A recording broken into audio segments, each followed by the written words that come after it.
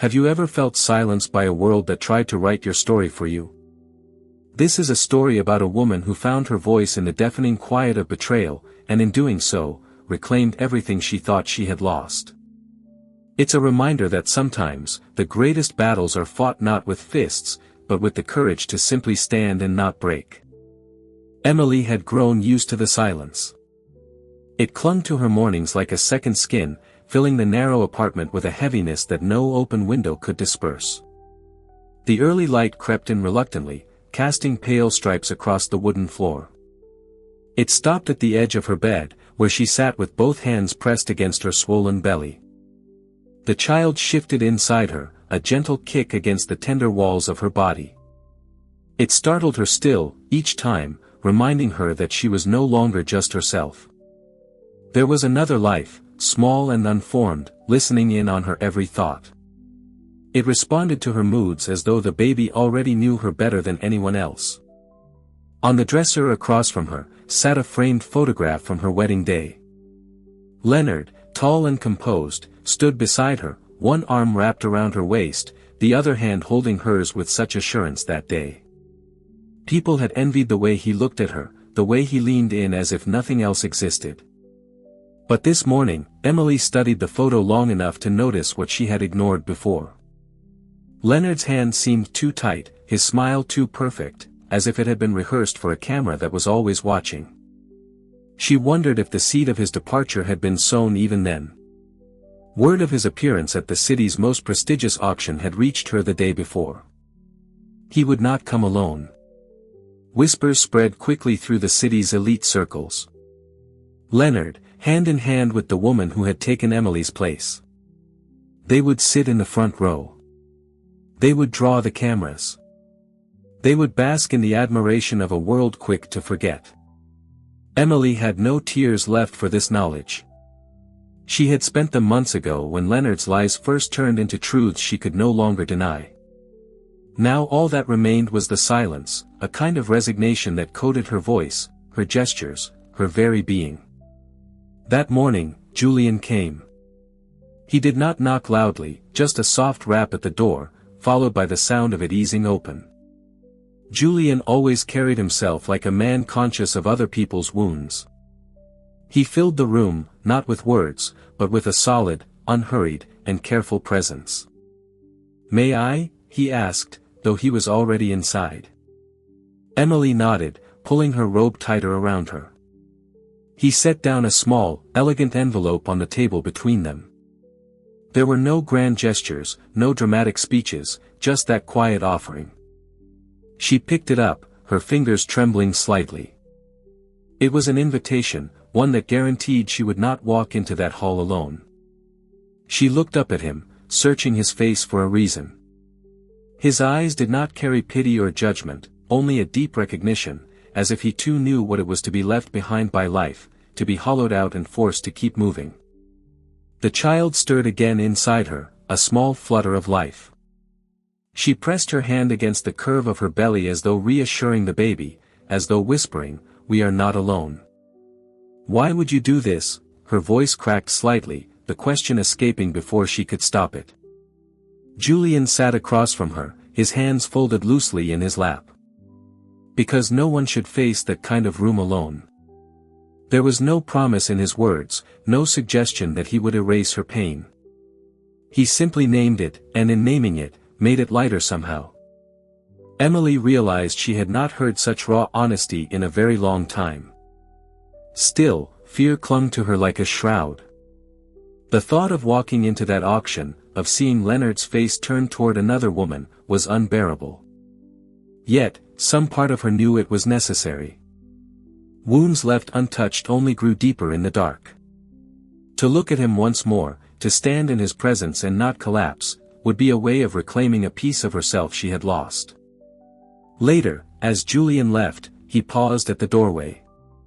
"You don't have to decide now," he said gently, "but if you come, I'll be there." Emily nodded, though her chest tightened with dread. When the door closed behind him, she leaned back against her chair, her eyes shut. The envelope lay on the table like a stone, heavy with choice. Outside, the city stirred awake. She heard the distant hum of traffic, the barking of a dog, the faint cry of a vendor calling out about fresh bread. Life moved on, indifferent to her grief. Her hand returned to her belly, tracing slow circles. "We'll be all right," she whispered, though her voice carried no certainty at all. For the rest of the day, Emily moved through her rooms like a shadow. Every sound reminded her of the silence Leonard had left behind. Every glance at the mirror showed her a woman she barely recognized. She remembered the nights he returned late, smelling of a perfume that wasn't hers. His excuses were layered and polished until she almost believed them herself. She remembered the morning he finally confessed, not with shame, but with the cool efficiency of a man closing a business deal. Now, with the baby inside her, those memories cut deeper. It was not just her own betrayal she had to carry. It was the knowledge that her child would one day carry the story of a father who chose to be somewhere else. That pain pressed against her ribs, sharper than any knife. By evening, she found herself at the window again. The photograph of their wedding still stood on the dresser, and she considered taking it down. But something stopped her. Perhaps it was the knowledge that erasing the past would not change its truth. Perhaps it was the faint, stubborn belief that one day she would look at that photo without breaking. The envelope remained on the table. She had not opened it again, but its presence filled the room. Tomorrow, she told herself. Tomorrow she would decide. But for now, she let the silence hold her as it always had. And in that silence, she felt both the weight of her loneliness and the fragile stirrings of something else, something like strength, though she did not yet dare to name it. Emily lay awake long after the city had gone to sleep. The ceiling above her blurred in the half-light painted by the glow of street lamps outside. Every time she closed her eyes, her mind circled back to that envelope on the table. It waited for her like a challenge, heavy with meaning, a door she wasn't sure she was ready to open.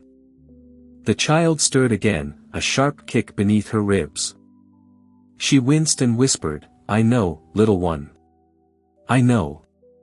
It felt like the baby had a voice of its own, pressing her to make a choice, to step forward instead of drowning in silence. Memories of Leonard came uninvited. The sound of his laughter that once filled their kitchen, rich and easy. The way he used to rest his hand absent-mindedly on her lower back when they walked through crowded rooms, as though to remind her she belonged beside him. That intimacy had vanished long before the mistress appeared. Looking back, Emily wondered if it had been fading from the start, like paint peeling slowly from a wall until one day, the cracks were too wide to ignore. When dawn arrived, she rose and pressed her palm against the window pane. The streets below were slick with rain from the night before. Delivery trucks rumbled past. A vendor set up a small stall on the corner, unfolding an umbrella of faded red cloth. Life outside pulsed with a rhythm that seemed to be urging her to join it. She bathed, dressed carefully in a pale blue dress that still fit her swollen form, and brushed her hair back into a low knot. She lingered at the mirror, studying the faint circles beneath her eyes, the softness of her face that pregnancy had carved. She looked different now, and she wondered if Leonard would even recognize her. Not only the body, but the woman who had emerged from months of betrayal and silence. At noon, Julian's car pulled up. He didn't send for her with anyone else. He came himself, stepping out in a charcoal suit, polished but understated. His presence filled the doorway before he even spoke. "Are you ready?" he asked gently. Emily looked down at her shoes, then back up. The word "no" lingered on her tongue, but she swallowed it. "Yes." Inside the car, silence stretched between them, comfortable in its own way. She stared out at the passing city. Buildings with their mirrored glass, mothers pulling children across crosswalks, young men smoking on corners. Everyone lived within their own story, completely unaware of hers. Julian broke the quiet. "When you walk in today, the cameras will try to devour you. They'll search for weakness, for cracks in your armor. But remember, this isn't their story to write. It's yours. Emily let the words sink in. And if I fall apart, she asked, her voice barely a whisper. Then you fall apart, he said, his eyes fixed on the road. But at least you will have faced them. There is dignity in that. She pressed her hands over her belly, trying to borrow strength from his calm certainty. The auction hall rose ahead, its facade gleaming white against the gray sky. A banner stretched across the entrance, its letters bold and proud, announcing an event where fortunes would change hands like trinkets. Crowds clustered on the steps, their voices weaving into a low hum of anticipation. The car slowed. Emily's breath caught in her throat. Julian placed a hand lightly over hers. One step at a time. The door opened, and for a moment, the world paused. Photographers shifted, lenses turning like predatory eyes, murmurs rising through the crowd. Emily stepped onto the pavement, her heels clicking against the stone. The air smelled faintly of wet asphalt and expensive perfume. Julian fell into step beside her, his tall frame a steady shadow at her side. Together they moved toward the entrance, the crowd parting instinctively. Some faces turned in curiosity, others in recognition, and then she saw them. Leonard, taller than she remembered, or perhaps just more imposing in the harsh light of the cameras. His hand rested possessively at the small of another woman's back. The mistress, young and radiant, in a glittering emerald gown. She leaned into him with the ease of someone certain of her place in the world. They looked up at the same moment, and their eyes met hers. The world sharpened into painful clarity. Emily's chest tightened. Her throat ached with the weight of everything unsaid. The mistress's lips curved into a smile that was half triumph, half taunt. Leonard's face flickered, his jaw stiffening, his eyes narrowing as though he hadn't expected her here, as if he hadn't believed she had the courage to show up. Julian's presence was her anchor. He didn't touch her or draw attention, but his nearness kept her from crumbling. They passed into the hall. Crystal chandeliers glimmered above rows of seats lined with velvet. The air buzzed with whispers, speculation rushing through the crowd like wind through dry grass. Emily felt their stares burn into her back, their voices stitching her name into gossip. She sat beside Julian in the front row, directly across from Leonard and the mistress. The space between them was thick with unshed years. The auctioneer mounted the stage, his gavel gleaming under the lights. He spoke in polished tones about rare art and priceless collections, but Emily barely heard him. She could feel Leonard's gaze, sharp as a blade against her skin. Her hand found her stomach again. The child shifted, restless, as though sharing her turmoil. Julian leaned slightly closer, his voice low enough only for her. Remember, you are not here to prove anything to him. You're here to remember yourself. Emily closed her eyes for a breath, letting the words fill the cracks where fear leaked in. When she opened them again, she caught Leonard's stare. And for the first time, she didn't look away. The mistress whispered something into his ear, and he forced a smile, brittle at the edges. Emily felt a small flicker of power stir within her. A flame she hadn't known still burned. The auctioneer raised the first piece, a painting bathed in light. The hall fell silent. But for Emily, the true battle had already begun. The gavel struck once, the sound echoing like a crack of thunder across the chamber. The auctioneer's voice rose with practiced rhythm, numbers spilling into the air, rich and fluid. Wealth shifted hands with every nod of the head, every subtle raise of a paddle. Emily sat stiffly, her body upright, but her heart was caving inward. The velvet seat beneath her felt unsteady, as though it might sink beneath the weight of her history. She pressed her knees together, her palms folded on her lap, one hand always close to her belly. Leonard's laughter drifted across the aisle. It was low, controlled, meant to sound effortless. But Emily knew him too well. She heard the tension tucked inside it, the quiver of a man trying to mask his discomfort. The mistress whispered in his ear, her earrings glinting under the lights, her smile deliberate as though she wanted the room to memorize her triumph. Emily wondered if the young woman knew the cost of that triumph. If she understood the hollowness of being chosen by a man who once promised eternity to another and broke it like a fragile ornament. Perhaps she did not care. Perhaps all that mattered was the shine of tonight. Julian shifted beside her, crossing one leg over the other. He leaned back slightly, calm as a stone in a river. Emily stole a glance at him. His profile was sharp beneath the glow of the chandeliers, his expression unreadable. He did not play to the crowd. He did not seek to crush Leonard with gestures or spectacle. His strength was quieter, but it filled the space around him like an invisible wall. The auctioneer lifted a sculpture, a modern piece of metal twisted into unfamiliar shapes. Bids erupted. Paddles rose and fell. Numbers climbed with a feverish pace. Emily blinked, feeling distant, her mind wandering to a different time. She remembered the first time Leonard had taken her to an auction. She had been nervous then, too, but for other reasons.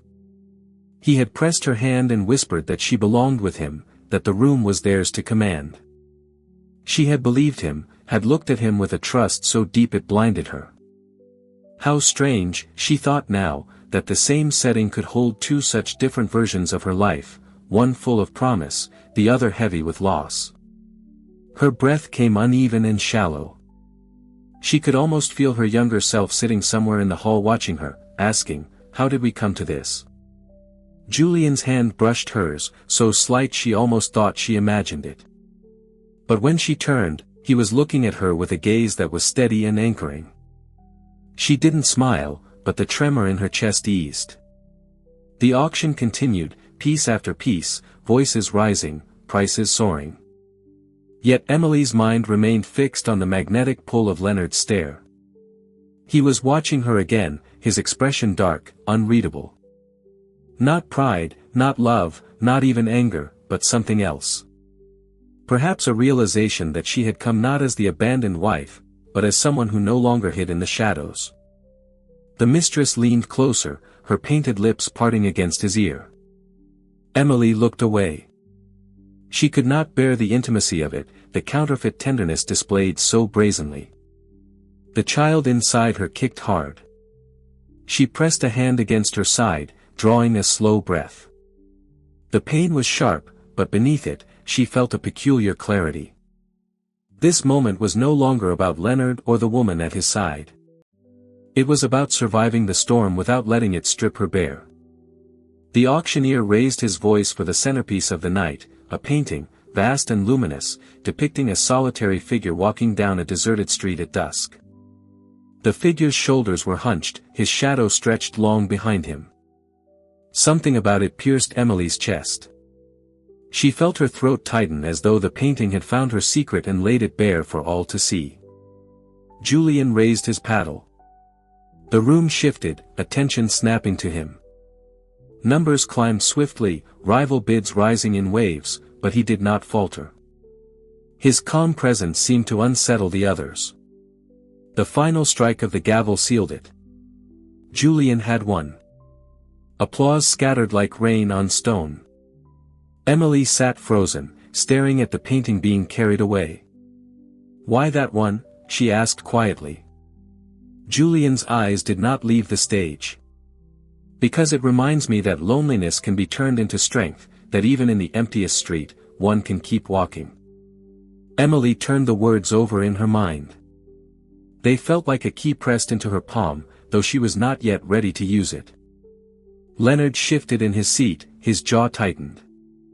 His mistress looked less triumphant now, her smile slipping. Something in Julian's victory had unsettled them.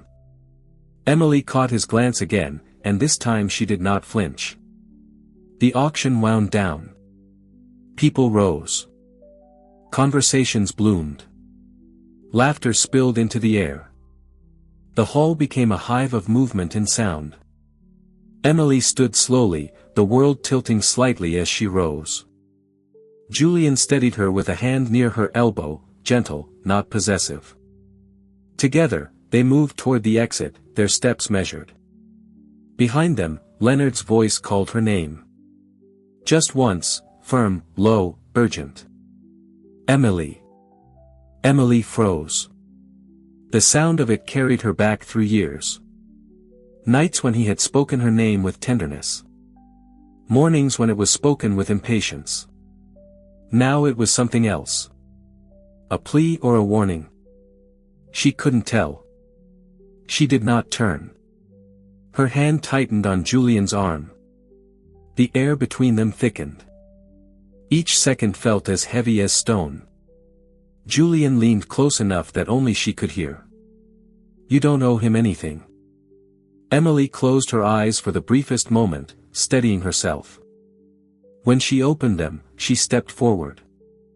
The doors loomed ahead, sunlight spilling through their glass panes.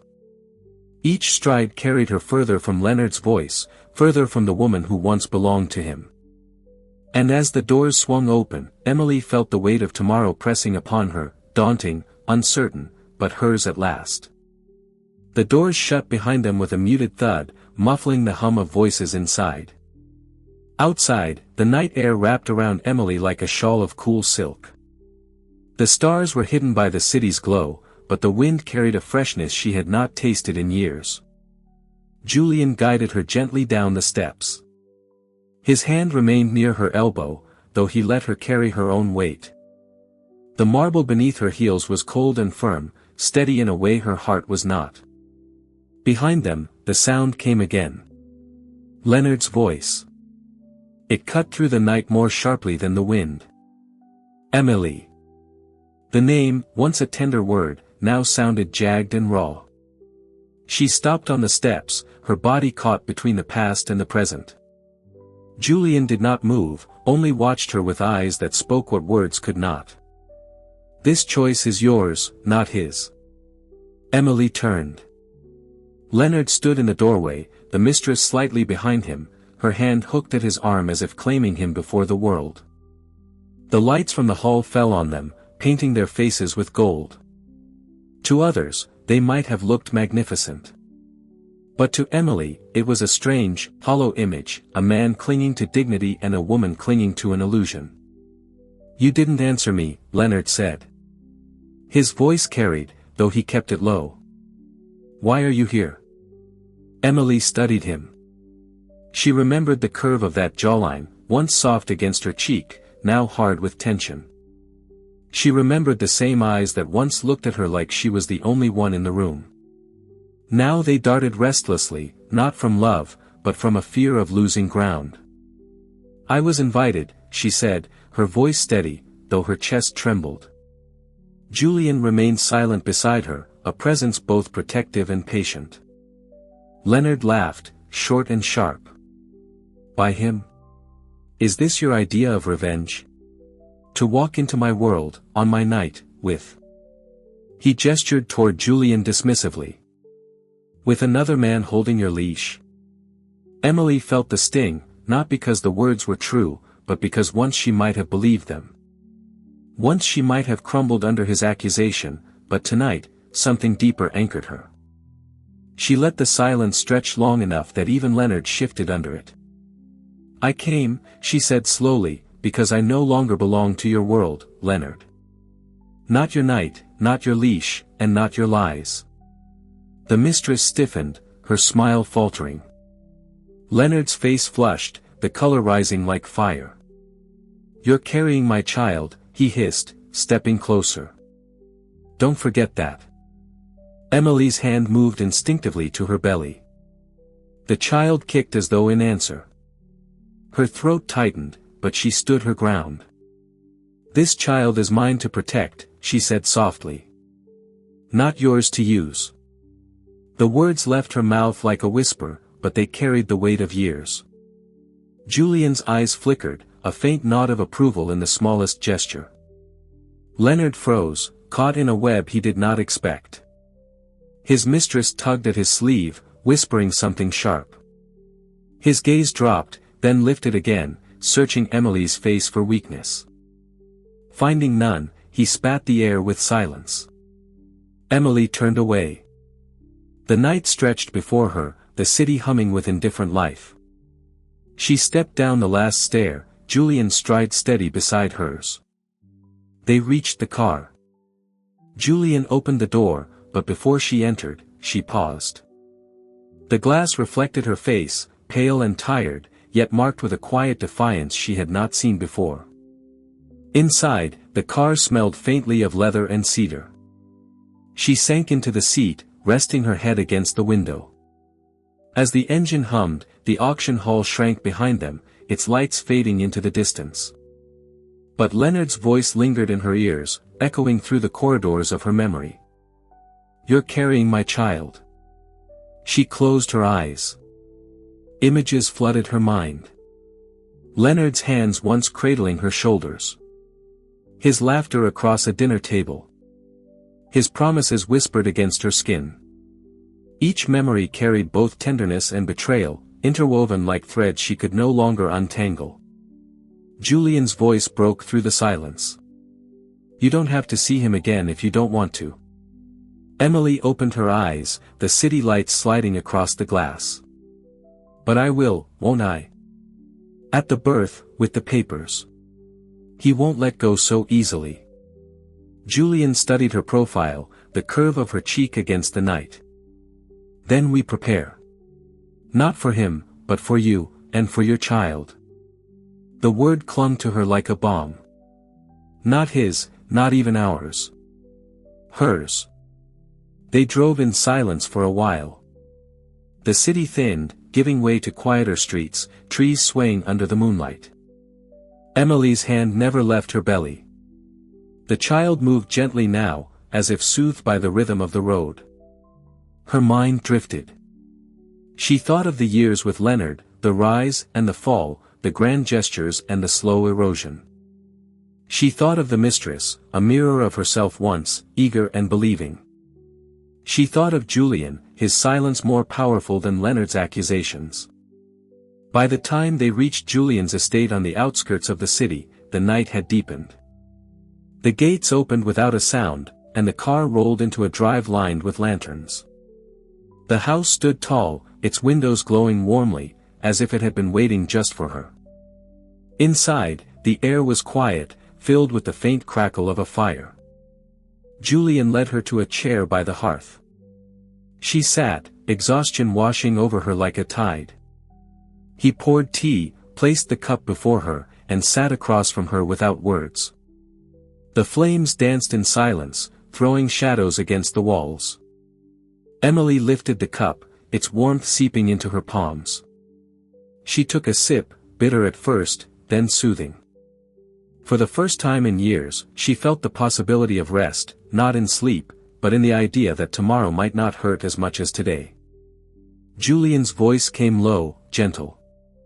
"You're stronger than you think." Emily looked into the fire, the words lodging somewhere deep inside. She did not answer. She only held her belly, felt the pulse of life beneath her hand, and let the silence cradle her. The fire had burned down to embers, glowing red against the stone hearth. Emily sat still, the cup empty in her hands, though her fingers lingered as if they could draw warmth from porcelain that had long cooled. Her eyes traced the shifting shadows on the wall. Shadows that seemed to tell stories of the past, stories she could not escape. Julian had left her there, not with abandonment, but with a kind of respect. He seemed to understand she needed solitude, not answers. Upstairs, she heard the muffled creak of the house settling, the occasional whisper of wind against the glass. Her hand moved again to her belly. The child stirred beneath her skin, a faint ripple like wings against the inside of her womb. It both comforted and unsettled her. "You are mine, and yet you are his too," she thought. The thought felt like a betrayal of its own, and guilt washed over her. She whispered aloud, though no one was near. "I won't let him use you, not like he used me." The words dissolved in the quiet, yet saying them aloud planted them like seeds. She rose from the chair, her body heavy but her step steady, and wandered to the window. Outside, the ground stretched wide, lanterns dimming under the moonlight. The estate carried an air of permanence, with roots sunk deep into the earth and walls that had seen generations pass. It was nothing like the fragile glass towers Leonard had always built around them, where everything glittered until it shattered. Julian returned quietly, his presence filling the room before his footsteps did. He carried a folded blanket. Without speaking, he draped it over her shoulders. The gesture was simple, but Emily felt something stir, an ache, almost for what kindness could have been all along. "You should rest," he said softly. "I can't," she replied. "Not tonight." He studied her for a moment, then nodded. He sat across from her, hands clasped loosely, his gaze fixed not on her, but on the fire. It was a silence without pressure, the kind that allowed her thoughts to unfurl rather than coil tighter. After a long while, she said, "When he spoke tonight, when he called out my name, I felt as if all the years folded back on me. As if I was still the girl who ran into his arms, believing they would hold forever." Julian's head tilted slightly, but he did not interrupt. "And yet," she continued, her voice low, "when I answered him, I was not her anymore. I don't know when that girl vanished. Maybe the first time he left me waiting at a table until midnight. Maybe the night he came home reeking of perfume that wasn't mine. Or maybe when I learned I was carrying this child and realized I would have to face it alone." Her throat tightened, and she pressed a hand against her lips, holding back the tide of tears. Julian's voice came calm, a low current. "She did not vanish. She grew. You think of her as lost, but she is here. She is you, only stronger, wiser, unwilling to bow again." Emily looked at him, his words catching her unguarded. Something in her chest shifted as though his voice had reached a place long sealed. She turned away, unable to meet his gaze, and asked quietly, "Why do you help me? You owe me nothing. You could have left me in that hall to stand alone." Julian leaned back, his eyes still steady on the fire. "I help because I choose to, and because I know what it is to be silenced by someone who believes they own you." The word surprised her. She searched his face for further meaning, but he gave none. Only the flicker of the flames reflected in his eyes. She wondered what ghosts haunted him, but did not press. The hours slipped by. Eventually, she allowed herself to be guided to a guest room. The bed was wide, the sheets cool, the air carrying a faint scent of lavender. As she lay down, the silence pressed heavier than any words. Sleep came fitfully. Dreams rose like smoke. Images of Leonard's face, the mistress's smirk, the child's tiny hands reaching. She woke more than once, her body damp with sweat, the moonlight silver across the floor. Each time she pressed her palm to her belly, whispering promises she could not yet define. By morning, her eyes were shadowed, but her resolve was clearer. She descended to the kitchen where Julian sat already, with papers spread before him. He looked up briefly, offered a nod, then returned to the documents. The smell of coffee filled the air. "You didn't sleep," he observed, not as a question. "No," she admitted. He slid a cup toward her. She wrapped her hands around it, though she barely drank. Her mind circled back to Leonard's words from the night before. "You're carrying my child." They clung to her like burrs she could not shake. Finally, she spoke. "He will fight for this child, not for love, never for love, but for control. He cannot bear the thought of me having something without him." Julian set down his pen. His gaze met hers, unwavering. "Then you must be ready to fight back. Not with his weapon's rage, pride, possession, but with your own." "And what are mine?" she asked, almost bitterly. "Truth," Julian replied. "Strength, the kind that does not shout, but stands." Emily felt the words settle into her, heavy but steady. She realized then that the silence she had carried for so long was not weakness. It was a shield, one she could now wield differently. The day stretched ahead. Outside, the estate bloomed under the sun, bird song threading through the air. But inside, Emily knew the war had only begun. She traced the rim of her cup, the warmth fading. "Then teach me," she whispered. "Teach me how to stand." Julian's lips curved faintly, not into triumph, but into something quieter. "Recognition perhaps." "You already have," he said. "Last night, when you faced him, that was the first step." Emily closed her eyes, the memory returning. Leonard's face, stunned not by her fury, but by her refusal to yield. It was not victory yet, but it was a beginning. And sometimes, beginnings were enough. Morning light fell across the table, pale and cool, as if even the sun hesitated to touch the corners of Emily's heart. She sat with her hands wrapped around the coffee cup, untouched, her gaze unfocused on the steam rising and vanishing. The estate around her carried a rhythm of its own, servants moving quietly, the sound of horses in the stables, the distant toll of a church bell. Life continued, indifferent to the ruin or rebirth of one woman. Julian remained across from her, not crowding her, not pressing her with words. His stillness unsettled her at times. It made her confront herself. Leonard had always filled silence with his voice, his plans, his charm. Julian let silence expand until Emily could not escape her own thoughts. Finally, she set the cup down. "He won't stop. You know that." Julian's eyes lifted from the papers before him, calm, steady, unblinking. "Yes. And I," she faltered. The truth caught in her throat, bitter. "I don't know if I have it in me to face him again. Every time I think of his voice, his smile, I feel small, as if I am already defeated." Julian leaned forward, folding the papers aside, his voice measured.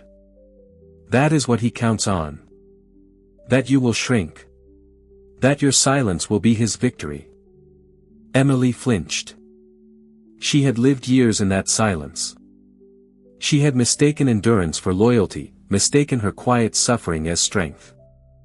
Now she saw how it had been twisted into submission. "I don't know who I am without that silence," she confessed.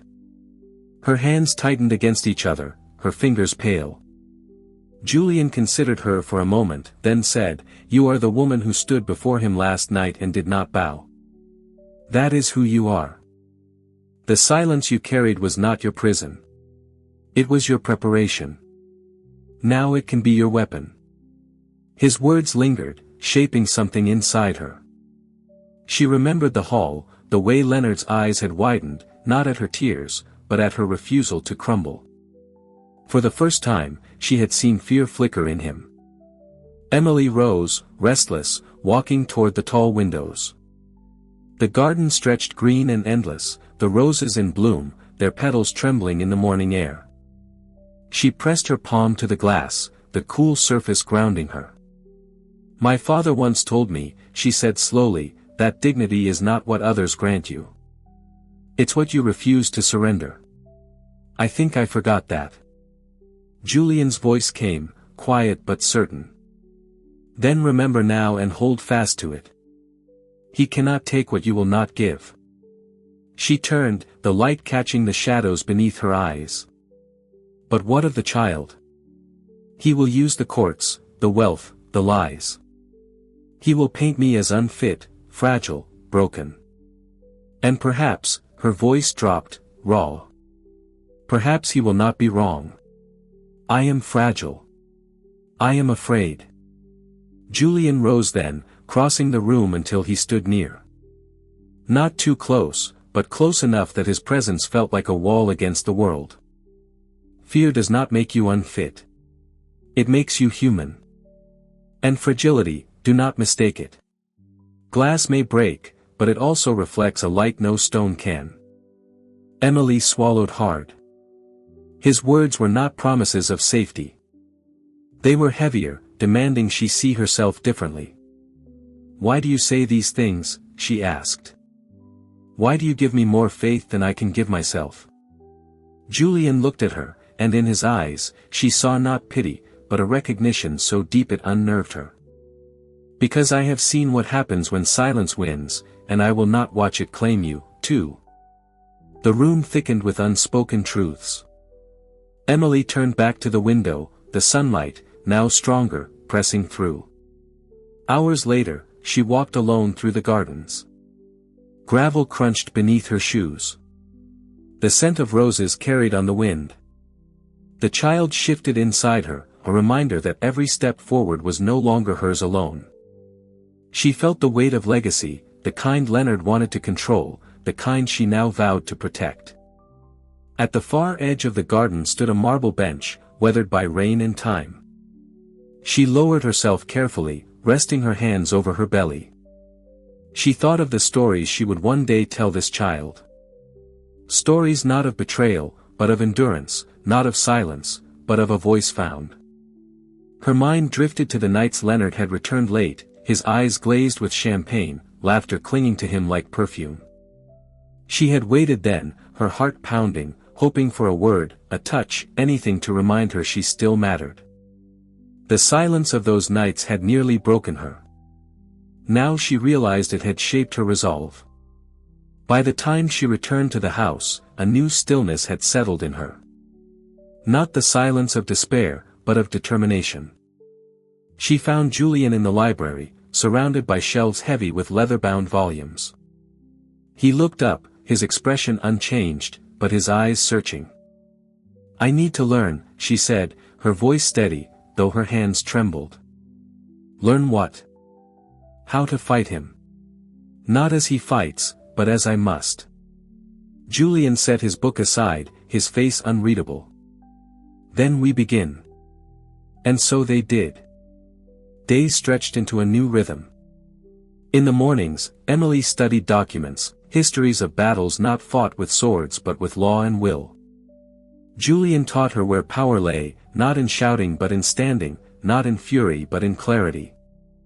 In the afternoons she walked, her body carrying both the weight of life and the weight of choice. By evening she wrote, her words spilling onto paper, letters she never sent, confessions she might never speak, but through which she discovered the shape of her own voice. Night still brought dreams, heavy and relentless. But now, when she woke, she did not tremble as before. She sat upright, steady, listening to the heartbeat inside her, whispering to the child, "We will not be owned. We will not bow." Julian watched her quietly in those days, his presence unwavering. He did not push, did not claim, did not try to rewrite her wounds. He simply stood near enough that she knew she was not alone. And in that knowing, Emily began to breathe differently, deeper, freer. She realized then that her silence had never been the end of her story. It was the space before the voice rose. And soon, it would. The rain arrived with little warning. It swept across the estate in sheets, tapping on the windows, darkening the skies, and washing the roses until their petals bent under the weight. Emily stood at the threshold of the library, listening to the rhythm of it, feeling the storm echo inside her chest.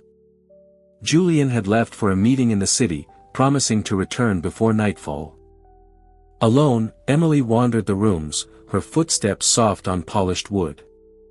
She had begun to notice how silence no longer suffocated her. It accompanied her. She walked with it like an old companion, steady and unjudging. On the desk lay documents Julian had left for her. Court precedents, testimonies, evidence of Leonard's dealings that, if brought into the light, could alter everything. Emily traced her finger over the names and dates. Each line felt like a weight, a history of betrayal, not only to her, but to others. Business partners misled, workers underpaid, charities cheated. Leonard had built his empire not on brilliance, but on deception, stitched together with charm. Yet the thought of standing in a courtroom, of facing him, still filled her with unease. She saw again his smile, that disarming curve of his lips he had once turned on her so often. She could hear his laughter, the kind that made others lean closer, desperate to share in his warmth. She had been one of them once. Her hand trembled over the papers. Could she really stand against him? The child shifted within her as if answering. She pressed her palm to her belly, whispering softly, "I must." That night, Julian returned soaked, his coat dripping water, his hair dark against his forehead. Emily hurried to fetch a towel, and as he dried himself, she caught a rare sight: fatigue in his face. The kind of weariness that spoke of battles fought for too long. "What did you find?" she asked. Julian's eyes met hers, sharp even in exhaustion. "Enough. Enough to strip him of the mask he wears in public. But it will not be easy. Men like Leonard rarely fall cleanly. They drag others down with them." Emily sat beside him, the storm still raging outside, shadows dancing across the walls. "Then we prepare to be dragged, but we will not drown." He looked at her, a flicker of something like pride in his gaze. "You speak as if the fight is already yours." She breathed deeply. "Because it must be. For too long I lived waiting for someone else to decide my worth. Now, if I do not decide it myself, I will lose everything. My child, my dignity, the truth of who I am." Julian said nothing. But in the silence between them, she felt a quiet vow. He would not let her face this storm alone. Days unfolded like chapters of a book she had never meant to write. Mornings were filled with study, afternoons with meetings Julian arranged with lawyers, advocates, even women who had once stood where Emily now stood. They shared their stories. Some broken, some triumphant, all marked by scars. Emily listened, her heart tightening at the common thread. Men who believed silence equaled ownership, and women who had found at great cost that silence could also break chains. One evening, as the rain finally ceased and the garden glistened under twilight, Emily sat with an older woman named Margaret. Her hands were thin, veins like rivers beneath her skin, but her voice carried an unshakable steel. "He will try to make you doubt yourself," Margaret said. "He will call you fragile, unstable, unfit. Let him. The truth does not tremble when a liar speaks. Remember that." Emily nodded, the words lodging in her heart like anchors. Later, as she walked back through the halls, she caught her reflection in a mirror. For a moment, she did not recognize herself.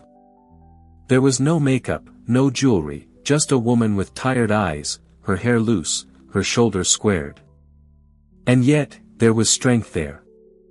A quiet, unyielding strength.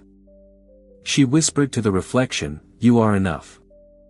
The night brought dreams again. Leonard appeared, his laughter filling vast rooms, his hand gripping hers with the same force it once had. But when she looked closer, she saw his reflection in the dream's mirror, and it was hollow, eyes dark, smile brittle. She woke gasping, but this time she did not tremble. She sat upright and whispered to the sleeping world around her, "I see you now, and I will not bow." Weeks passed, and soon the summons came. Court papers heavy with seal and ink, announcing what Julian had warned her of. Leonard was moving to claim custody, questioning her fitness as a mother.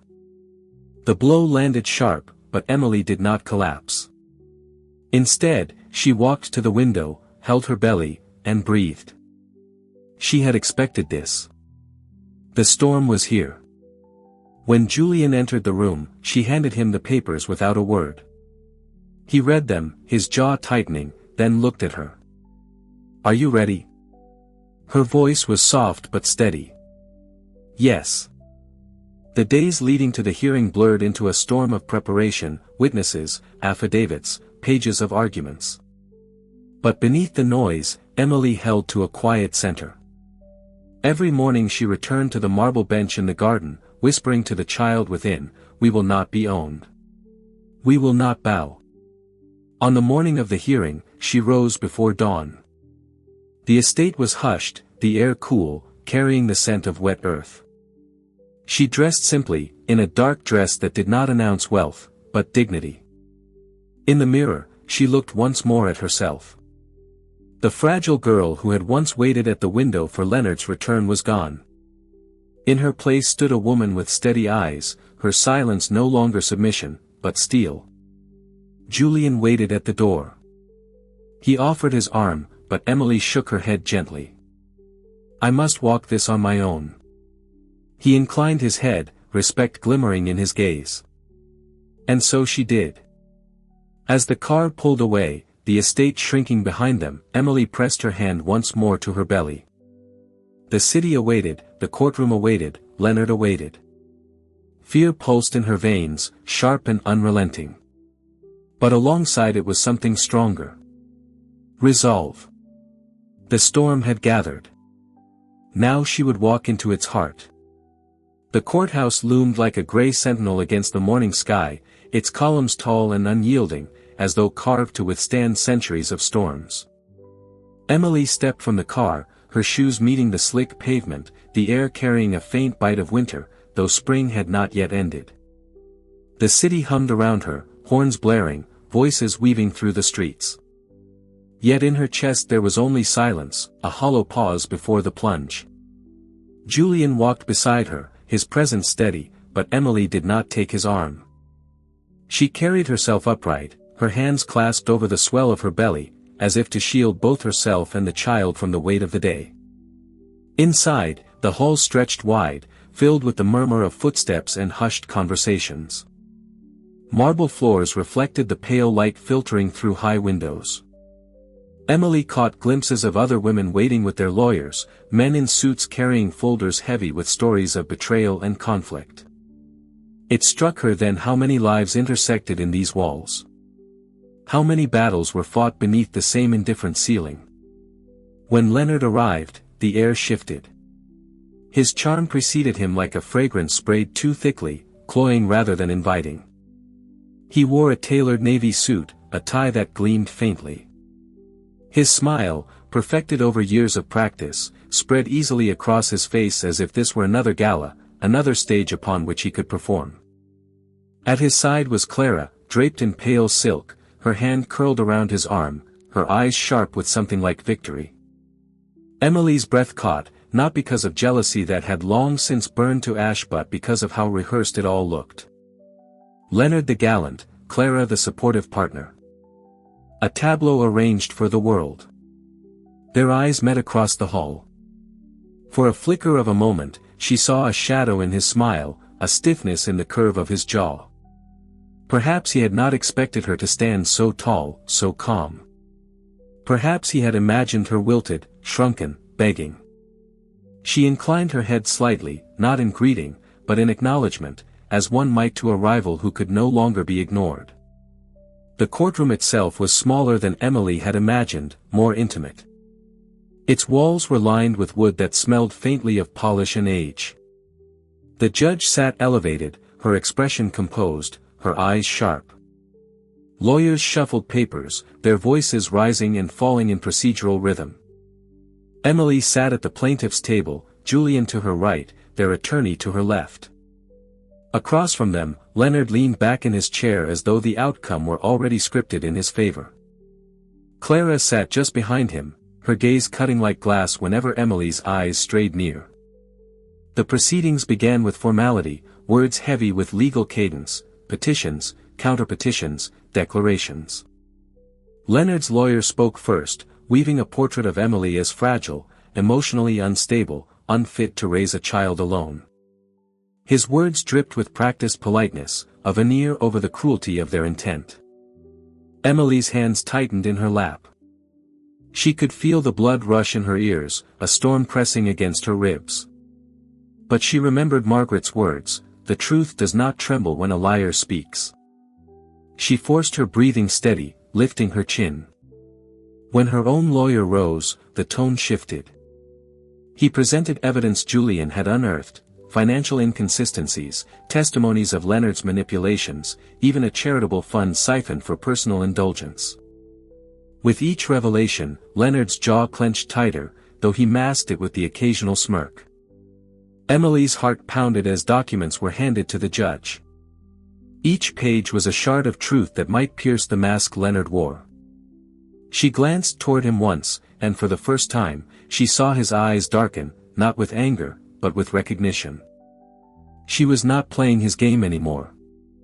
When the recess came, Emily stepped outside into a narrow courtyard. The sun had broken through the clouds, spilling light across the stone benches. She sat, pressing her palms to the cool surface, breathing in the fragile calm. Leonard approached, leaving Clara behind. His footsteps were unhurried, his shadow stretching long before him. "You've changed," he said quietly, almost admiringly. Emily did not look at him. "Or maybe I've always been this way, and you never cared to see it." He chuckled, low and dismissive. "Do you think parading your little evidence will undo me? You don't know how these things work, Emily. The world favors men who can smile while twisting the knife." Her eyes lifted to meet his then, steady and unflinching. "Then let the world watch as you smile. I will not bow." Something flickered across his face. A flash of irritation, quickly masked. He leaned closer, his voice a whisper meant only for her. "Careful. You're playing with fire." She leaned back, her tone calm. "I've already walked through fire. What else can you burn?" For a long moment, they held each other's gaze. Two histories colliding in the silence between heartbeats.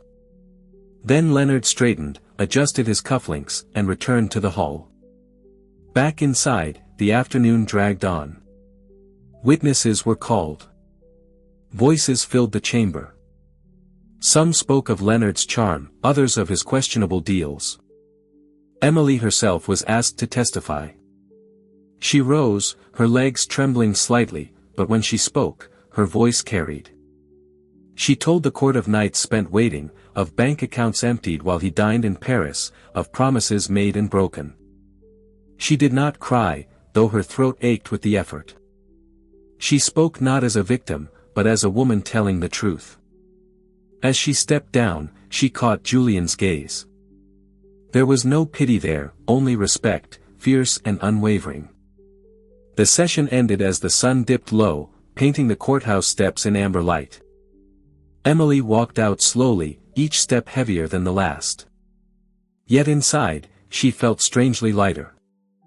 The storm had not broken, but she had stood within it. Outside, reporters waited, cameras flashing like sudden lightning. Leonard smiled for them, arm around Clara, his voice smooth as silk. He painted himself as the devoted father, the wronged husband, the protector. And for a moment, Emily felt the weight of his performance press against her chest.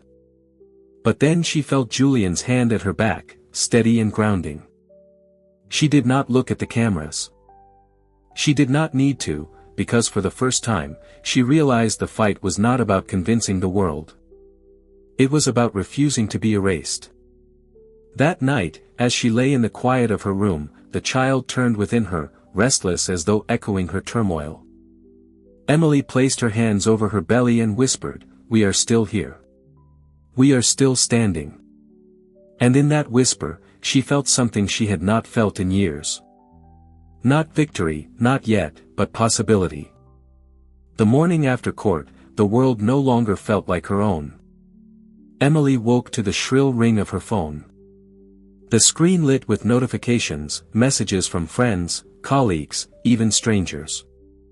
News outlets had picked up the case, their headlines dancing across digital front pages. Millionaire Leonard Hayes faces allegations of financial misconduct amid custody battle. She sat up slowly, pressing her hand against her belly. The child shifted inside as though disturbed by the static of it all. On the bedside table, the newspapers Julian had brought over lay unopened, their ink still damp. She did not need to read them. She could feel the words pressing against the walls of her house like an intruder at the door. Julian arrived later that morning, his presence carrying with it a sense of calm Emily had begun to lean upon. He set down a tray of tea, the steam curling upward. "They're painting him two ways," Julian said, his voice low. "Some call him a philanthropist undone by a vengeful wife. Others are finally calling him what he is." Emily took a sip, the bitterness of the tea grounding her. "And which story do you think people will believe?" Julian's eyes softened. They'll believe whichever story you have the courage to keep telling. Outside her home, cameras gathered like crows. Neighbors peeked from behind curtains. Whispers carried down sidewalks. Emily had once lived quietly, content in her routines. Now her every step was observed, dissected, and retold. She found herself avoiding the windows, keeping to the shadows. Yet in the stillness of her kitchen, as she washed dishes with hands trembling from exhaustion, she realized something. Fear was what Leonard wanted. Silence was his oldest weapon. That evening, she called Margaret. The older woman's voice crackled over the line, steady as ever. They will try to shame you into retreat. Don't let them. You must speak. Not for the world. Not even for the judge. For yourself. Emily closed her eyes. She thought of her child, of the world the baby would be born into. A world built on lies will only consume them both, she thought. A week later, Emily agreed to an interview. She sat in a modest studio. The lights were harsh and unkind, but her posture remained steady. The journalist, a woman with sharp eyes, asked questions with careful precision about Leonard's absences, his control of finances, his affair with Clara. Emily answered without embellishment. Her words were simple, each one drawn from wounds that had already scarred over. I am not here to destroy him, she said quietly. I am here to protect what remains of myself and what is coming into this world. When the interview aired, it spread quickly. Some scoffed, calling her dramatic, but many women reached out. Messages of solidarity, stories of their own betrayal and survival. For the first time, Emily felt less alone. Leonard, of course, responded swiftly. He appeared on the steps of his foundation's office, cameras flashing, Clara at his side. His voice carried that practiced warmth, that veneer of nobility. I will not speak ill of the mother of my child, he declared, smiling faintly. But I will not allow falsehoods to stain the life we are building for this child. The crowd applauded. Reporters scribbled. The world had its two narratives again. Two fires burning from opposite ends. Behind closed doors, Leonard grew ruthless. Emily's lawyer warned her of new motions filed, of attempts to freeze her accounts, to discredit her testimony. Each paper that arrived in the mail felt like a stone hurled at her window. One night, unable to sleep, she stood by her balcony. The city light stretched out like a map of battles she had yet to fight. Julian joined her, silent for a while before speaking. You don't have to keep walking alone, he murmured.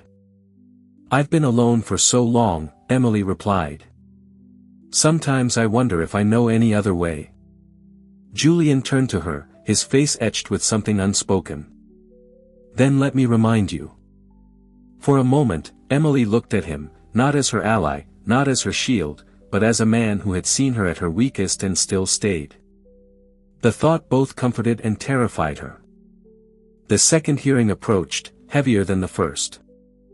Emily spent nights preparing with her lawyer, combing through documents, reliving memories she wished she could bury.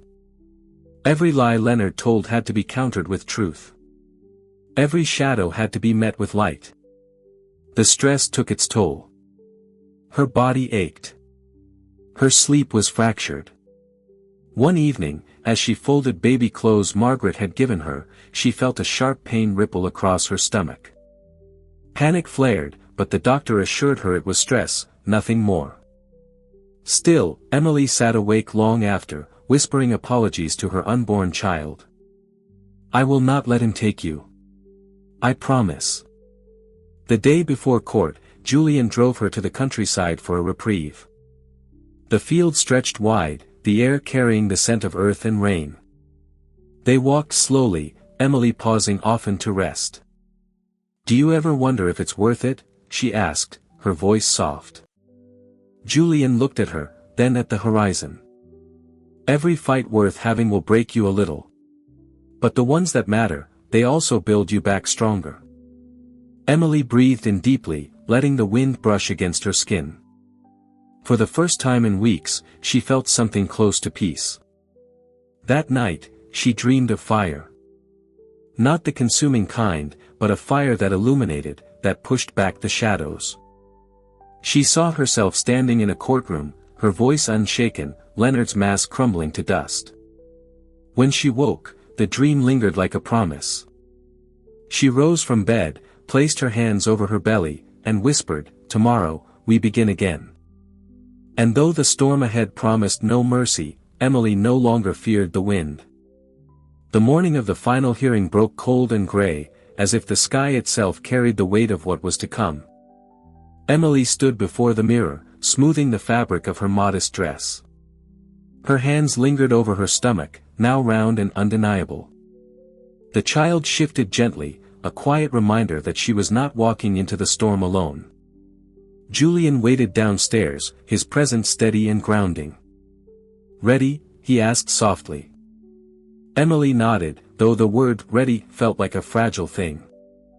She was not ready for the stares, the murmurs, the way Leonard's gaze would pierce through her across the courtroom. But she was ready for the truth, and sometimes, that was enough. The courtroom buzzed with energy when they arrived.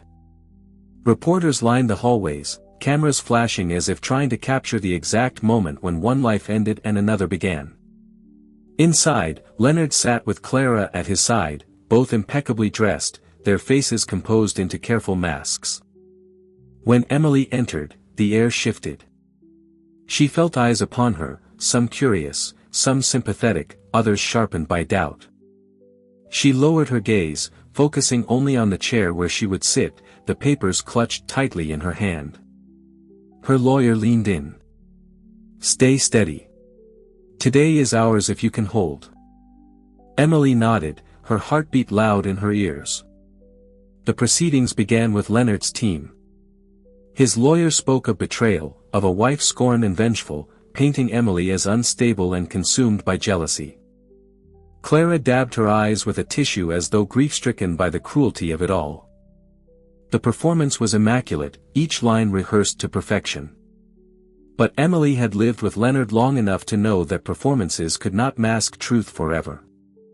When it was her turn, she rose slowly, her voice quiet but unwavering.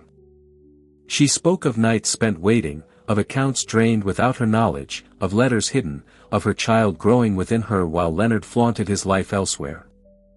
She presented documents, records of transfers, emails that contradicted his words, and statements from staff he had once silenced. The room grew still. At one point, Leonard shifted, his jaw tightening. Clara's hand squeezed his, but Emily caught the flicker of fear in his eyes. It was the first crack in the mask. The judge listened intently, her eyes scanning between the parties. Hours passed, each testimony a thread woven into the larger fabric of betrayal and truth. Finally, Julian was called. He testified not as a savior, but as a witness, of the nights Emily had wept, of the times he had seen Leonard's cruelty unfold in subtle, cutting ways. His voice carried a quiet conviction that no amount of wealth could purchase. When he stepped down, he passed Emily's chair, his hand brushing hers briefly. It was enough. Leonard was given one last chance to speak. He rose, his voice still smooth, still commanding. He spoke of reputation, of legacy, of how much he had given. He spoke of betrayal, not his own, but Emily's supposed betrayal of his trust. But the words no longer held power. The air was different now. The room was less willing to be swayed. And when the judge delivered the verdict, the silence was deafening. Primary custody to Emily. Financial mismanagement confirmed. Leonard ordered to surrender assets he had hidden. Clara's face blanched. Leonard's hands trembled as he gripped the table. For once, his voice failed him. Emily sat still, her breath shuddering out. She had not won everything, but she had won enough. Enough to protect her child. Enough to reclaim herself. Outside the courthouse, the world erupted. Reporters were shouting, cameras flashing. But Emily did not stop for them. Julian guided her through the chaos, his hand firm at her back. When they finally reached the car, she exhaled, the weight of months, perhaps years, leaving her shoulders. "Is it over?" she whispered. Julian met her gaze. "Not over. Just beginning again." Months later, the city's noise had faded into a gentle hum in the background of Emily's new life. The narrow apartment was gone, replaced by a sunlit cottage with a small garden where roses, planted by Margaret, were beginning to bloom. One afternoon, Emily sat on a blanket in the grass, her beautiful baby girl, Lily, sleeping soundly in her arms. The silence that now filled her days was not heavy with loss, but light with peace. She traced the soft curve of Lily's cheek, her heart full of a love so fierce it left no room for the ghosts of the past. Julian's car pulled into the driveway, and he walked across the lawn, not with the careful caution of before, but with the easy familiarity of someone coming home. He knelt beside them, his gaze soft as he looked at the sleeping child, then at Emily. "How are my girls?" he asked, his voice a low, warm rumble. Emily smiled, a genuine, unburdened smile that reached her eyes. "We're perfect," she said. He reached out, his hand covering hers as it rested on Lily. It was a simple gesture, but it held the weight of a shared journey, of storms weathered together. It held the promise of a quiet, steady future, built not on grand performances, but on truth, respect, and a kindness she once thought was lost to her forever. Her story was not one of triumph without wounds.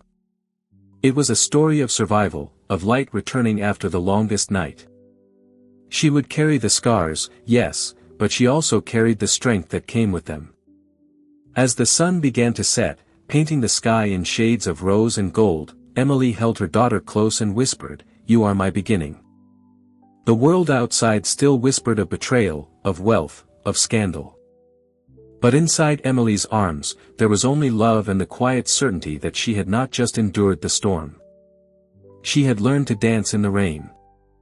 And this was more than enough. So, my friends, that's how Emily's story finds its new beginning. And if you're still here with me right now, maybe it's because something in her journey touched you. Maybe it reminded you of a time you had to stand back up when the world tried to silence you. Or maybe, deep down, it whispered a truth you've always needed to hear. Scars are not the end. They are proof that you've survived. Remember this. No betrayal, no loss, no storm has the power to define your future. Only you do. Like Emily, you can walk through the fire and still carry hope in your arms. If this story moved you, please show your support by liking, sharing, and subscribing to the channel. Because maybe, just maybe, someone else out there needs this reminder that their new beginning is waiting, too.